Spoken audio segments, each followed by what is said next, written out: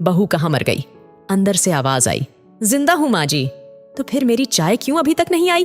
कब से पूजा करके बैठी हूं, ला रही हूं माँ जी। बहू चाय के साथ भजिया भी ले आई। सास ने कहा, तेल का खिलाकर मारोगी क्या? बहू ने कहा, ठीक है माँ जी, ले जाती हूं। सास ने कहा, रहने दे, अब बना दिया है तो खा लेती हूं। सास ने भजिया उठाई और कहा, कितनी गंदी भजिया बनाई है तुमने। माँ जी, मुझे कपड़े धोने हैं, मैं जाती हूं। बहू दरवाजे के पास छिपकर खड़ी हो गई। सास भजिया पर टूट पड़ी और पूरी भजिया खत्म कर दी। बहू मुस्कुराई और काम पर लग गई। दोपहर के खाने का वक्त हुआ। सास ने फिर आवाज लगाई, कुछ खाने को मिलेगा? बहू ने आवाज नहीं दी। सास फिर चिल्लाई, भूखे मारोगी क्या? बहू आई, सामने खिचड़ी रख दी।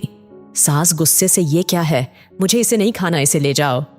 बहू ने कहा, आपको डॉक्टर ने दिन में खिचड़ी खाने को कहा है, खाना तो पड़ेगा ही। सास मुंह बनाते हुए बोली, हाँ तू मेरी मां बन जा। बहू फिर मुस्कुराई और चली गई। आज इनके घर पूजा थी। बहू सुबह 4 बजे से उठ गई। पहले स्नान किया, फिर फूल लाई, माला बनाई, रसोई साफ की, पकवान और भोज बनाया। सुबह के 10 बज गए। अब सास भी उठ चुकी थी। बहू अब पंडित जी के साथ भगवान के वस्त्र तैयार कर रही थी। आज ऑफिस की छुट्टी भी थी। उनके पति भी घर पर थे। पूजा शुरू हुई। सास चिल्लाती, बहू ये नहीं है, वो नहीं है। बहू दौड़ी दौड़ी आती और सब करती। अब दोपहर के 3 बज गए थे। आरती की तैयारी चल रही थी। पंडित जी ने सबको आरती के लिए बुलाया और सबके हाथों में थाली दी। जैसे ही बहू ने थाली पकड़ी, थाली हाथों से गिर पड़ी। शायद भोज बनाते हुए बहू के हाथों में तेल लगा था, जिसे वो पोंछना भूल गई थी। सारे लोग तरह तरह की बातें करने लगे। कैसी बहू है, कुछ नहीं आता, एक काम भी ठीक से नहीं कर सकती, ना जाने कैसी बहू उठा लाए, एक आरती की थाली भी संभाल नहीं सकती।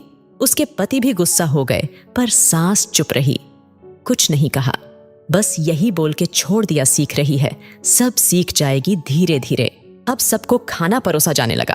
बहू दौड़ दौड़ के खाना देती, फिर पानी लाती। करीब 70-80 लोग हो गए थे।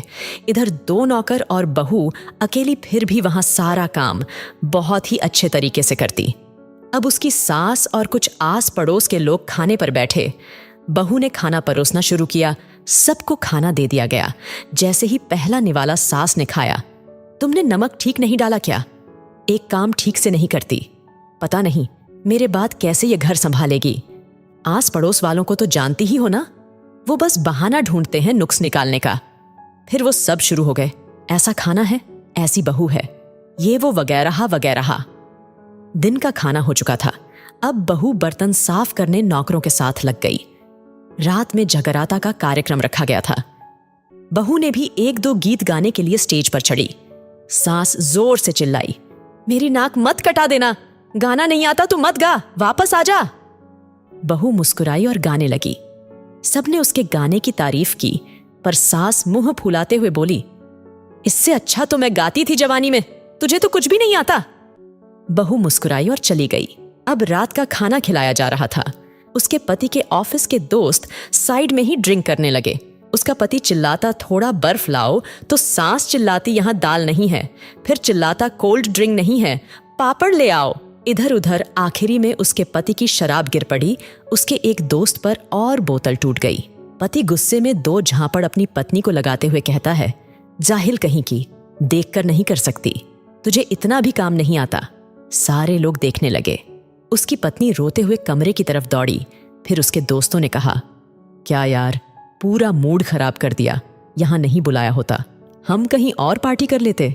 कैसी अनपढ़ गवार बीवी ला रखी है तूने, उसे तो मेहमानों की इज्जत और काम करना तक नहीं आता, तुमने तो हमारी बेइज्जती कर दी। अब आस पड़ोस की औरतों को और बहाना मिल गया था। वो कहने लगी, देखो क्या कर दिया तुम्हारी बहू ने, कोई काम की नहीं है। मैं तो कहती हूं अपने बेटे की दूसरी शादी करा दो, छुटकारा पाओ इस गवार से।